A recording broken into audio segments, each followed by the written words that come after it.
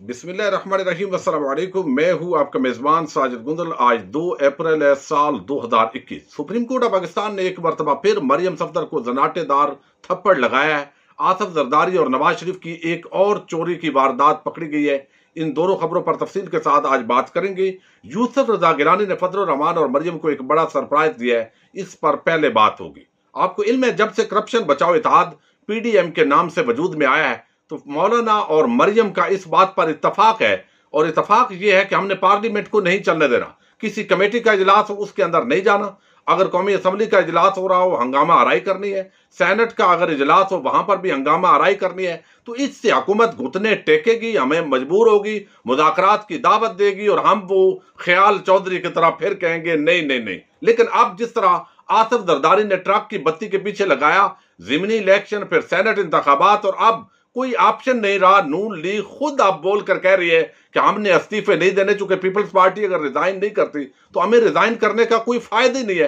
तो अब इस मामले के अंदर सारे जो बात है वो यूसुफ रजा गिलानी जब सेनेटर मुंतखब हुए और उसके बाद अभी वो चेयरमैन अपोजिशन लीडर मुंतखब हुए हैं सेनेट के, तो उन्होंने कहा है कि अब ये तमाशा हम खत्म करना चाहते हैं, हम हुकूमत के साथ तावन करेंगे।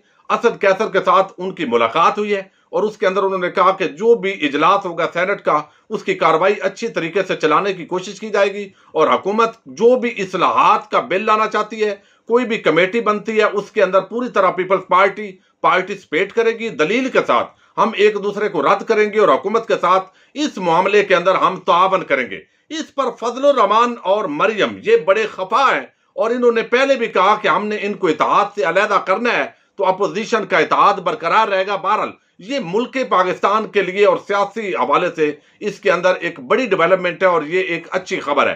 अब हम आते हैं अगले इशू की तरफ, और वो बड़ा जबरदस्त इशू है और उसका ताल्लुक है आसफ जरदारी और नवाज शरीफ की जो चोरी पकड़ी गई है।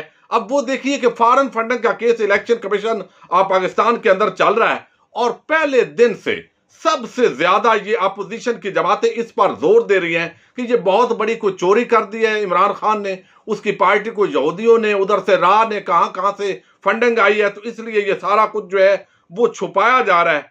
तो अब ये मामला उन्होंने उठाया। उसके बाद फर्क जो हबीब है आज वो बन गए माशाल्लाह वजीर ममलकत बराए इत्तलात व नशरियात, उनको भी मुबारक हो। तो वो PTI के एक एनर्जेटिक नौजवान है, वो गए, उन्होंने वहां पर दरखास्त दी कि आप हमारे बैंक अकाउंट जरूर चेक करें, हम आपको सारी इसकी डिटेल देते हैं। लेकिन फॉरेन फंडिंग तो तमाम पार्टीज को हुई है। नून लीग और पीपल्स पार्टी के खिलाफ भी एक्शन ले, पिछले 4 साल से नून लीग और पीपल्स पार्टी के खिलाफ भी ये केस चल रहा है, लेकिन अभी तक उन्होंने अपना रिकॉर्ड जमा नहीं करवाया। तो वो खुद स्क्रूटनी कमेटी बनी, वहां पर हेयरिंग हो रही है, लेकिन इसके बावजूद पीपल्स पार्टी नून लीग भाग रही है। आपको इल्म है किस तरह शुगर मिल्स के अकाउंट्स के अंदर ब्लैक मनी को वाइट करने के लिए पार्टी फंड्स के नाम पर पैसा किस तरीके से Ramzan sugar mill, Chaudhry sugar mill की तरफ ट्रांसफर होता रहा। तो अब ये सारे वो जो जाल इन्होंने इमरान खान और मौजूदा हुकूमत के लिए बनाया था और इलेक्शन कमीशन ऑफ पाकिस्तान के सामने एक दिन का धरना भी दिया था, तो अब ये अपनी जाल में फंस गए। और ताजा तरीन एक जबरदस्त अपडेट है जिसके मुताबिक ये बताया गया कि नून लीग और पीपल्स पार्टी ने अपने अकाउंट्स छुपाए हैं। इलेक्शन कमीशन ऑफ पाकिस्तान के अंदर वो पार्टी के अकाउंट्स उनके डिक्लेयर ही नहीं है। नून लीग ने 12 अकाउंट्स और पीपल्स पार्टी ने अपने 7 बैंक अकाउंट्स जो उनके पार्टी के अकाउंट थे वो छुपाए हैं, और अब वो पहली मर्तबा अभी मंजर आम पर आए हैं। और अब इस पर जो फर्क हबीब है उन्होंने जबरदस्त तरीके से इसको प्रेजेंट किया है और ये बयान किया उन्होंने कि नून लीग ने इलेक्शन कमीशन से 12 बैंक अकाउंट छुपाए और उन्हें ECP यानी इलेक्शन कमीशन के फॉर्म 1 के अंदर जाहिर नहीं किया, और जहां आमदन और जराए आमदन बताने होते हैं वहां नहीं बताया गया। और PTI रहनुमा ने मजीद कहा कि मुस्लिम लीग नून 7 बड़े एहतियात दहिंदगान के कौमी शनाख्ती कार्ड वो भी नहीं दे रही, हालांकि PTI अपने ये दे चुकी है। ओपनिंग और क्लोजिंग बैलेंस ये भी नहीं दिया, स्क्रूटनी कमेटी को कुछ भी प्रोवाइड नहीं किया जा रहा, और सालाना जो गजटेड अकाउंट्स होते हैं उसके फॉर्म 1 के अंदर इसकी तफसीलात फराम नहीं की, और खर्च होने वाली जो रकूम है उसके बड़े फर्क की निशानदेही हुई है। इसी तरह पीपल्स पार्टी के जो 7 बैंक अकाउंट्स हैं वो छुपाए गए, और 6 हबीब बैंक लिमिटेड बैंक के अकाउंट्स हैं और 1 यूनाइटेड बैंक लिमिटेड का ये बैंक के अकाउंट है और इसको भी छुपाया गया है। उन्होंने भी अपने जो 7 मेन डोनर्स हैं उनके जितने भी खाते थे शिनाख्ती कार्ड नंबर तक वो फराम नहीं कर रहा है। तो अब वो जो फॉरेन फंडिंग केस का हर वक्त ढंढोरा पीटा जाता था और ये समझा जाता था कि अब इमरान खान जो है वो अगर गिर जाएगा ये पार्टी सारी कलअदम हो जाएगी, फिर इस पार्टी के टिकट पर जो MNAs बने वो भी खत्म हो जाएंगे। तो अब ये अपना यानी 40,000 लोगों का इस वक्त तक डाटा PTI फराम कर चुकी है, लेकिन ये लोग अपने वो जो बड़े डोनर हैं उन साथ के भी शिनाख्ती कार्ड देने को, नंबर देने को तैयार नहीं है। तो अब ये भाग रहे हैं और इलेक्शन कमीशन ने कल भी कहा कि ये आपके मामलात सामने आए हैं, जरा आप अपने आप को क्लियर करें, तो इनके पास जवाब नहीं है। अब हम आते हैं सुप्रीम कोर्ट ऑफ पाकिस्तान की तरफ। सुप्रीम कोर्ट ऑफ पाकिस्तान आइन और कानून के मुताबिक फैसला करने की ज़ाहिर है कोशिश करती है और जहां इंसान होते हैं वहां गलतियां भी होती हैं। लेकिन इस वक्त जो मौजूदा हमारे जजेस हैं या इससे पहले जो चीफ जस्टिस ऑफ पाकिस्तान थे, उन्होंने जबरदस्त काम किया और किसी को नहीं देखा कोई बड़ा है छोटा है, बेदरेक काम किया है, मेहनत से काम किया। लेकिन नून लीग का एक वतीरा है, यहां पर अगर इनके हक में फैसला हो, यानी 4 जुमले जस्टिस मकबूल बाकर साहब ने नैब के खिलाफ बोल दिए, तो उसको जो है वो हाईलाइट किया और सारे तबका मलामतिया के साफियों को साथ मिलाकर कंपेन चलाई कि देखो सुप्रीम कोर्ट ऑफ पाकिस्तान ने किस तरह की बात कर दी है। लेकिन वही सुप्रीम कोर्ट जब पनामा के अंदर नवाज शरीफ को नायल करता है, जब कहता है झूठा है, बददियानत है, खाइन है, इसी तरह मरियम और हमजा के हवाले से बात होती है कि आपको यहां पर मेरिट पर जो है वो आपके करतूत अगर खुलेंगे तो मेरिट पर आपकी दरखास्त जमानत मंजूर नहीं हो सकती, तो फिर ये सारी चीजें बुरी हो जाती हैं। इसी तरह जस्टिस उमर अता बंदयाल, आपको इल्म है डस्का के ज़िमनी इलेक्शन के हवाले से ये एक बाकायदा जो अपील है, इलेक्शन कमीशन ऑफ पाकिस्तान ने एक फैसला किया। पहले तो आप देखिए इलेक्शन कमीशन ऑफ पाकिस्तान का जो पूरा अमला है, जो मेन लोग हैं यानी चीफ इलेक्शन कमिश्नर और 4 मेंबरान, और वो पूरी तरह एक्सपोज हुए हैं। यानी एक डस्का के ज़िमनी इलेक्शन फौरन कार्रवाई कर देना, फौरन रोक देना और फिर उसके बाद कहना कि जनाब ये हमारा फैसला है कि अब ये दोबारा पोलिंग होगी। इसके खिलाफ असजद मल्ली जो PTI के उम्मीदवार थे, उन्होंने अपील की सुप्रीम कोर्ट ऑफ पाकिस्तान के अंदर। अपील का हर शहरी को हक हासिल है, उन्होंने अपील अपना जो राइट है उसको इस्तेमाल किया।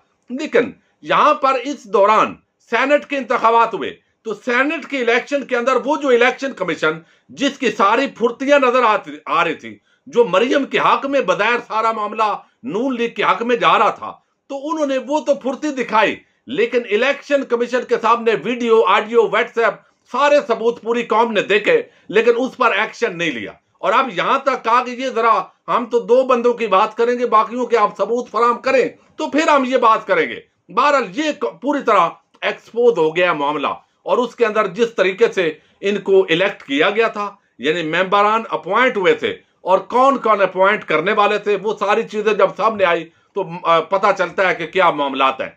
लेकिन अब सुप्रीम कोर्ट ऑफ पाकिस्तान के सामने अपील गई।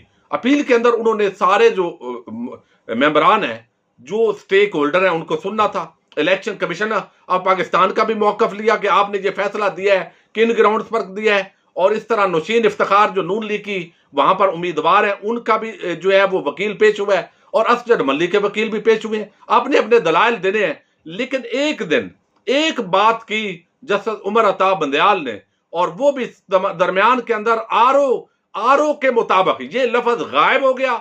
जो वहां पर नोट करने वाले सहाफी थे उनसे गलती हुई या किसी ने गलत बयानी जानवर की, और पूरी तरह एक नून लीग ने कैंपेन चलाई कि उमर अता बंदयाल ने ये बात कर दी है। ये मैं वो अल्फाज नहीं दोहराना चाहता, आपको इल्म है। और उसके पीछे कौन निकले?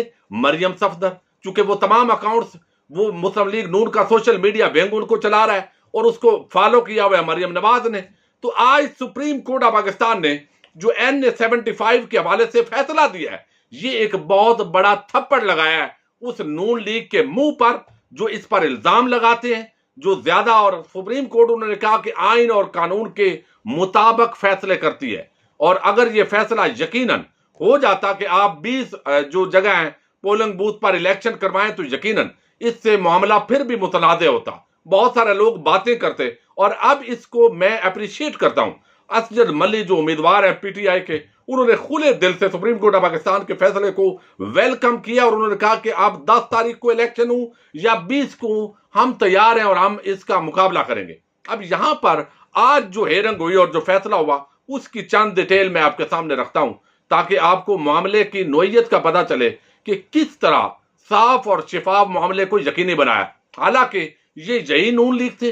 पीटीआई ने 4 हलकों का मुतालबा किया था 2014 के अंदर कि वहां पर धांधली का शुबा है, इसको खोलें, और ये नहीं मान रहे थे। लेकिन आज वही नून लीग का अरस्तू कहता है कि जनाब पेपर अगर हो और पेपर के अंदर एक सवाल अगर कोई बंदा नकल लगाकर कर रहा हो तो क्या वो सारा पेपर कैंसिल होगा या एक सवाल की हद तक होगा। यही नून लीग के अरस्तू जब आपकी पार्टी को 4 हलके खोलने की डिमांड इमरान खान की तरफ से की गई थी तो उस वक्त आपको कोई शर्म या इस तरह के मामलात याद नहीं आते, और अपने हक में जो चीज आपने दलील देनी हो उसको आप अजीब तरीके से जस्टिफाई करते रहते हैं। अब बहरहाल सुप्रीम कोर्ट ऑफ पाकिस्तान के अंदर जस्टिस उमर अता बंदयाल की सरबराही में 3 रुकनी बेंच ने इसकी समाअत की। बहुत सारी समाअतें हुई, उसके अंदर जो मौकफ लिया गया आज जो है उसके अंदर इलेक्शन कमीशन के हुक्म के खिलाफ अपील पर ये जो समाअत थी, इलेक्शन कमीशन के वकील मियां अब्दुल रऊफ ने दलाइल दिए। उन्होंने कहा कि 13 पोलिंग स्टेशन पर पोलिंग मुअत्तल रही, फायरिंग के वाकयात पूरे हल्के में होते रहे। जस्टिस उमर अता बंदयाल ने वकील से कहा कि अदालत ने पोलिंग स्टेशन की गिनती नहीं करनी, कानूनी नुकात बयान करें जो जरूरी नोयत के हैं, सिर्फ इन दस्तावेजात पर इंतजार करें जिनकी बुनियाद पर कमीशन ने फैसला दिया। क्योंकि उन्होंने कहा यहां पर हम कमीशन ने जो फैसला दिया है उसकी बात कर रहे हैं। वकील मियां अब्दुल रऊफ ने कहा कि इलेक्शन कमीशन के फैसले में मुनज्जम धांधली का जिक्र नहीं, कमीशन ने मुनज्जम धांधली का कोई लफ्ज नहीं लिखा, कमीशन का फैसला कानून की खिलाफ वर्जियों पर है। जस्टिस उमर अता बंदयाल ने रिमार्क दिए हैं कि इलेक्शन कमीशन ने इंतजामिया को सुने बगैर ही फैसला कर दिया। हालात खराब थे हल्के में, ये हकीकत है। ये कहना दुरुस्त नहीं कि तमाम पार्टियों को मुकाबले के लिए मसावी माहौल नहीं मिला। वोटर्स के लिए मुकाबले के मसावी माहौल का लफ्ज इस्तेमाल नहीं होता। पीटीआई के वकील ने अपने दलाइल दिए। शहजाद शौकत साहब ने उन्होंने मौका अख्तियार किया कि प्रिजाइडिंग अफसरान को कौन कहां लेकर गया, गुमशदगी के जिम्मेदार सामने आने चाहिए। जस्टिस मुनीब अख्तर ने पूछा कि इंतखाबी मवाद ताखीर से क्यों पहुंचा। डीजी लॉ इलेक्शन कमीशन ने बताया कि लापता प्रिजाइडिंग अफसरान के पोलिंग स्टेशन पर भी रेंजर्स थे। जस्टिस उमर अता बंदयाल ने रिमार्क दिए कि फायरिंग से 2 अफराद कत्ल और 1 जख्मी हुआ। इलेक्शन कमीशन डस्का में मुनासिब इकदाम करने में नाकाम रहा।